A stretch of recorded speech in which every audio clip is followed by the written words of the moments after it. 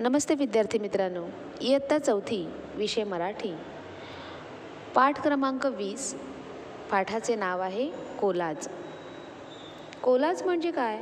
तर वर्तमानपत्रे, मासिके यांतील कात्रणे, चित्रे, फोटो, घोषणा, माहिती, उतारे या सर्वांची विशिष्ट मांडणी करणे याला कोलाज असे म्हणतात.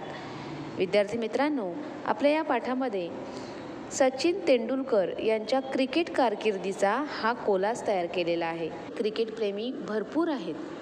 ज्यांना खेळता येतं ते सुद्धा क्रिकेटप्रेमी आहेतच, परंतु ज्यांना खेळता येत नाहीत त्यांनासुद्धा क्रिकेट हा खेळ पाहायला खूप आवडतो. सचिन रमेश तेंडुलकर माझा आवडता क्रिकेटपटू असं या कोलाजला नाव दिलेलं आहे. सचिन तेंडुलकरांचा जन्म 24 एप्रिल 1973 रोजी झाला. त्यांचा पहिला कसोटी सामना 15 नोव्हेंबर 1989 रोजी आणि पहिला एकदिवसीय सामना 18 डिसेंबर 1989 रोजी झाला. विद्यार्थी मित्रांनो, कसोटी आणि एकदिवसीय, कसोटी म्हणजे सलग 2-3 दिवस मॅच चालूच राहते क्रिकेटची, त्याला कसोटी सामना म्हणतात. आणि एक दिवसीय म्हणजे आपण म्हणतो की नाही one day match. One day म्हणजे काय? एका दिवसामध्ये सकाळी सुरू होणार, संध्याकाळी संपणार, एका दिवसात तिचा निकाल लागतो. असा जो सामना खेळला जातो त्याला एक दिवसीय सामना म्हणतात. पहिला एक दिवसीय सामना त्यांनी 18 डिसेंबर 1989 रोजी खेळले. त्यांनी एकदिवसीय सामन्यामध्ये 49 शतके ठोकली आणि एकदिवसीय सामन्यातील अर्धशतके त्यांनी 96 ठोकली आहेत. कसोटी सामन्यांमध्ये त्यांनी 51 शतके ठोकली. कसोटी सामन्यामधील धावा 15,921 इतक्या त्यांनी केलेल्या आहेत आणि एकदिवसीय सामन्यातील धावा 18,426 इतक्या केलेल्या आहेत. त्यांनी शेवटचा कसोटी सामना 14 नोव्हेंबर 2013 रोजी खेळला आणि शेवटचा एकदिवसीय सामना 18 मार्च 2012 रोजी खेळला. सचिन तेंडुलकर यांना भारतरत्न हा सर्वोच्च नागरी सन्मान देण्यात आला आणि सर्वात कमी वयात भारतरत्न पुरस्काराने त्यांना सन्मानित करण्यात आले. सचिन तेंडुलकर वयाने लहान असूनसुद्धा त्यांना खूप लवकर भारतरत्न पुरस्कार त्यांनी मिळवला त्यांच्या कार्यामुळे. क्रिकेट कारकिर्दीमध्ये जागतिक विक्रम केले. पुरुषांच्या एकदिवसीय स्पर्धेत द्विशतक करणारा पहिला खेळाडू. कसोटी आणि एकदिवसीय क्रिकेट सामने सर्वोच्च संख्येने खेळणारा खेळाडू. आंतरराष्ट्रीय क्रिकेटमध्ये शतकांचे शतक करणारा एकमेव खेळाडू. कसोटी क्रिकेटमध्ये 50पेक्षा जास्त शतके करणारा एकमेव खेळाडू. कसोटी क्रिकेटमध्ये 15,000 धावा करणारा पहिला फलंदाज. फलंदाज म्हणजे जो बॅटिंग करतो त्याला फलंदाज म्हणतात, बॉलिंग करतात त्याला गोलंदाज म्हणतात. जागतिक विक्रमांमध्येही जागतिक विक्रम करणारा खेळाडू. काही सन्मान त्यांना मिळालेले आहेत. अर्जुन पुरस्कार, राजीव गांधी खेलरत्न पुरस्कार, पद्मश्री पुरस्कार, महाराष्ट्र भूषण पुरस्कार, पद्मविभूषण आणि भारतरत्न असे विविध त्यांना पुरस्कार मिळालेले आहेत. निरोप समारंभातील भाषण. क्रिकेटमधून निवृत्त होतानाच्या भाषणात सचिनने त्याला मदत करणाऱ्या सर्वांचे म्हणजे त्याचे आईबाबा, कुटुंबीय, नातेवाईक, मित्र, गुरु, डॉक्टर, प्रशिक्षक, व्यवस्थापक, प्रसारमाध्यमे या सगळ्यांचे आभार मानले. 1999च्या विश्वचषक स्पर्धेतील सामने सुरू असताना सचिनचे वडील प्राध्यापक रमेश तेंडुलकर यांचे निधन झाले. सचिन थोड्याच काळासाठी इंग्लंडहून भारतात आला आणि लगेचच स्पर्धेसाठी परत गेला. केनिया विरुद्धच्या पुढील सामन्यात त्याने नाबाद शतक केले. 101 चेंडूत 140 धावा हे शतक त्याने आपल्या वडिलांना अर्पण केले. गेल्या 29 वर्षांमध्ये सर मला कधीही छान खेळलास असे म्हणालेले नाहीत, कारण मी बेसावध होईन आणि मेहनत करायचे थांबवेन असे त्यांना वाटायचे. आता माझ्या कारकिर्दीबद्दल ते कदाचित म्हणतील, उत्तम, कारण यापुढील आयुष्यात मी सामने खेळणार नाही. मी क्रिकेट पाहत राहीन आणि क्रिकेट कायम माझ्या हृदयात असेल. सर, माझ्या आयुष्यातील तुमचे योगदान फार मोठे आहे आणि त्यासाठी धन्यवाद असे सचिन तेंडुलकर रमाकांत आचरेकर हे त्यांचे गुरु यांना उद्देशून म्हटलेले आहेत. रमाकांत आचरेकर यांनी त्यांना कधीच तू छान खेळतोस, अख्ख्या जगाने कौतुक केलं त्या, परंतु सरांनी कौतुक केलं नव्हतं. का केलं नव्हतं? तर सरांना असं वाटत होतं की तो हुरळून जाईल, हवेत उडेल आणि त्याची कारकीर्द तिथेच थांबेल. कधी कधी काय होतं, आपल्याला यश मिळत गेलं की आपल्या डोक्यामध्ये हवा जाते, म्हणजे गर्व आपल्याला चढतो आणि त्या गर्वामुळे आपण इतके फुगून जातो की आपली प्रगती आपणच खुंटून टाकतो. म्हणून कितीही उंच शिखरे आपण प्रगतीची उंच शिखरे चढलो तरीही आपले पाय मात्र कायम जमिनीवरच ठेवावेत. हे तुम्हाला सचिन तेंडुलकरांकडून शिकता येईल.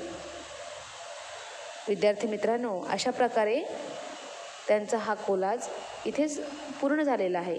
ज्या पद्धतीने हा कोलाज तयार केला आहे तशा पद्धतीची मांडणी करून, विशिष्ट मांडणी करून तुम्हीसुद्धा तुमच्या आवडत्या एखाद्या व्यक्तीचा, थोर पुरुषांचा कोलाज तयार करा. भारतरत्न हा भारताचा सर्वोच्च नागरी सन्मान आहे. हा सन्मान राष्ट्रीय सेवेसाठी दिला जातो. या राष्ट्रीय सेवांमध्ये कला, साहित्य, विज्ञान, सार्वजनिक सेवा आणि क्रीडा यांचा समावेश आहे. या सन्मानाचा प्रारंभ 2 जानेवारी 1954 रोजी भारताचे तत्कालीन राष्ट्रपती डॉक्टर राजेंद्र प्रसाद यांच्या काळात केला गेला. सुरुवातीला हा सर्वोच्च नागरी सन्मान मरणोत्तर देण्याची प्रथा नव्हती. इसवी सन 1955 मध्ये हा नागरी सन्मान मरणोत्तरसुद्धा देण्याची तरतूद करण्यात आली. मरणोत्तर म्हणजे एखादी व्यक्ती मृत्यू पावली असेल, परंतु तिने विशिष्ट कामगिरी केली असेल देशासाठी, तर त्या व्यक्तीला तो पुरस्कार मृत्यूनंतरसुद्धा प्रदान करता येतो. हा नागरी सन्मान एका वर्षात जास्तीत जास्त 3 व्यक्तींना देण्यात येतो. डॉक्टर सर्वपल्ली राधाकृष्णन यांना इसवी सन 1954 साली पहिला भारतीय सर्वोच्च नागरी सन्मान देऊन गौरवण्यात आले. आता भारतरत्न सन्मानप्राप्त काही सन्मान्य व्यक्ती आहेत, त्यांचं मी वाचन करते. 1. डॉक्टर धोंडो केशव कर्वे म्हणजेच महर्षी अण्णासाहेब कर्वे यांना 1958 साली भारत सरकारने भारतरत्न हा पुरस्कार देऊन पुरस्कारित केले. आधुनिक भारतातील एक श्रेष्ठ व कर्ते समाजसुधारक महर्षी अण्णासाहेब कर्वे या नावानेच ते सर्वांना परिचित आहेत. त्यांचा जन्म कोकणातील मुरुड या गावी एका गरीब कुटुंबात झाला. शालेय शिक्षण मुरुड व रत्नागिरी येथे 1891 मध्ये मुंबई येथून ते BA झाले. त्याच वर्षी लोकमान्य टिळकांनी फर्ग्युसन कॉलेजमधील आपल्या जागेचा राजीनामा दिल्यावर नामदार गोखल्यांनी त्यांची गणिताचे प्राध्यापक म्हणून नेमणूक केली. त्याच नंतर त्यांच्या समाजकार्याला चालना मिळाली. महर्षी धोंडो कर्वे सामाजिक सुधारणेच्या इतिहासात व विशेषतः स्त्री शिक्षण, विधवा विवाह या बाबतीत आपल्या अमरण कार्याने, चिकाटीने आणि ध्येयवादाने एक अपूर्व आदर्श निर्माण केला. या शतायुषी महर्षीचा गौरव भारत सरकारने पद्मविभूषण 1955 रोजी आणि भारतरत्न 1958 रोजी या पदव्या देऊन केला. त्यांच्या या कार्याचा दिग्दर्शन करणारा एक अनुबोधपटही सरकारने काढलेला आहे. त्यानंतर दुसरे आहेत डॉक्टर पांडुरंग वामन काणे यांना सन 1963 साली भारत सरकारने भारतरत्न हा पुरस्कार देऊन सन्मानित केले. डॉक्टर पांडुरंग वामन काणे यांनी भारतीय कायदे आणि रूढींचा अभ्यास असलेल्या तत्कालीन अनिष्ट चालीविरुद्ध आवाज उठवला. विधवांना केस कापून टाकण्याची सक्ती करणे, अस्पृश्यता यांसारख्या रूढींना त्यांनी तीव्र विरोध केला. एका केस न काढलेल्या विधवेला पंढरपुरात विठ्ठलाची पूजा करण्याचा अधिकार मिळावा यासाठी त्यांनी तिचे वकीलपत्र घेतले होते. आंतरजातीय विवाह, विधवा विवाह तसेच घटस्फोटाचा अधिकार याचाही त्यांनी पुरस्कार केला. 3. आचार्य विनोबा भावे, विनायक नरहर भावे. विनोबा भावे हे भारतीय स्वातंत्र्य सैनिक व भूदान चळवळीचे प्रणेते होते. महात्मा गांधीजींनी 1940 मध्ये वैयक्तिक सत्याग्रह पुकारला त्यावेळीही पहिले सत्याग्रही म्हणून त्यांनी आचार्य विनोबा भावे यांची निवड केली. ब्रिटिश राजविरोधी या आंदोलनाचे पर्यवसान 1942मध्ये छोडो भारत आंदोलनात झाले. भावे पुढे सर्वोदयी नेते म्हणून प्रसिद्ध झाले. आचार्य विनोबा भावे म्हणजे विनायक नरहर भावे यांना 1983 साली मरणोत्तर भारतरत्न पुरस्कार प्रदान करण्यात आला. 4. डॉक्टर बाबासाहेब आंबेडकर म्हणजे भीमराव रामजी आंबेडकर यांना 1990 साली मरणोत्तर भारतरत्न पुरस्काराने सन्मानित करण्यात आले. बाबासाहेब आंबेडकरांना सुद्धा त्यांच्या मृत्यूनंतरच हा पुरस्कार प्राप्त झाला. बाबासाहेब आंबेडकरांचा जन्म 14 एप्रिल 1891 रोजी आणि मृत्यू 6 डिसेंबर 1956 रोजी. हे भारतीय न्यायशास्त्रज्ञ, अर्थशास्त्रज्ञ, राजनीतितज्ञ, तत्त्वज्ञ आणि समाजसुधारक होते. त्यांनी दलित बौद्ध चळवळीला प्रेरणा दिली आणि अस्पृश्य लोकांविरुद्ध होणारा सामाजिक भेदभाव नष्ट करण्यासाठी चळवळ उभारली. तसेच महिलांच्या आणि कामगारांच्या हक्काचे समर्थन केले. ते ब्रिटिश भारताचे मजूर मंत्री, स्वतंत्र भारताचे पहिले कायदेमंत्री, भारतीय संविधानाचे शिल्पकार आणि भारतीय बौद्ध धर्माचे पुनरुज्जीवक होते. बाबासाहेब आंबेडकरांना त्यांच्या मृत्यूनंतर भारतरत्न या पुरस्काराने सन्मानित करण्यात आले. त्यानंतर 5. लता दीनानाथ मंगेशकर. 2001 साली लता दीदींना भारतरत्न हा पुरस्कार प्रदान करण्यात आला. लता मंगेशकर या भारतातील एक सर्वोत्कृष्ट गायिका आहेत. त्या भारताच्या हिंदी चित्रपटसृष्टीत ख्यातनाम गायक गायिकांपैकी एक आहेत. हिंदी संगीत विश्वात त्यांना लता दीदी म्हणून ओळखले जाते. लता मंगेशकरांच्या कारकिर्दीची सुरुवात इसवी सन 1942मध्ये झाली आणि ती कारकीर्द 6 दशकांपेक्षा अधिक काळ टिकून आहे. म्हणजे 60 वर्ष त्या गात आहेत. त्यांनी 980 पेक्षा अधिक चित्रपटांची गाणी गायली असून 20हून अधिक प्रादेशिक भारतीय भाषांमध्ये प्रामुख्याने मराठीमध्ये गायन केले आहे.